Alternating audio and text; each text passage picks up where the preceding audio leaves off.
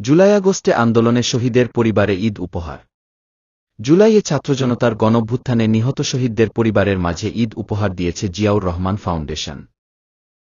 এই ফেসিবাদের এগেইনস্টে সে যে শহীদ হচ্ছে, এটা শোধ আমরা কোনোভাবে দিতে পারবো না।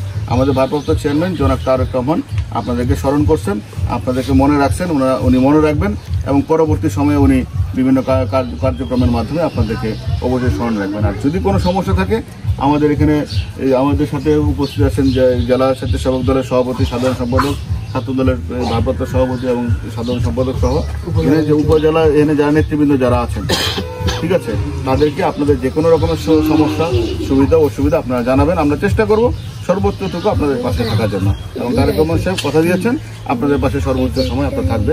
আপনি যদি আমাদের পক্ষ থেকে ওনার পক্ষ থেকে আমরা আপনার কাছে এটা পৌঁছে দিচ্ছি। ঠিক আছে।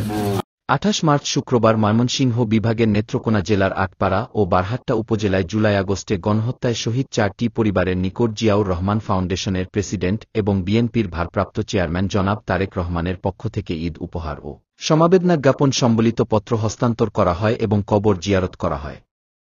জিয়াউর রহমান ফাউন্ডেশনের নির্বাহী পরিচালক প্রফেসর ডাক্তার ফরহাদ হালিম ডোনারের তত্ত্বাবধানে প্রকৌশলী মেহেদী হাসান সোহেলের নেতৃত্বে এ উপহার সামগ্রী বিতরণ করা হয়। এ সময় আরও উপস্থিত ছিলেন জেলা স্বেচ্ছাসেবক দলের সভাপতি সোলাইমান হোসেন রুবেল, সাধারণ সম্পাদক অ্যাডভোকেট খালিদ সাইফুল্লাহ মুন্না, ছাত্রদলের ভারপ্রাপ্ত সভাপতি সারোয়ার আলম এলিন, সাধারণ সম্পাদক অনিক মাহবুব চৌধুরী সহ স্থানীয় প্রতিনিধিবৃন্দ।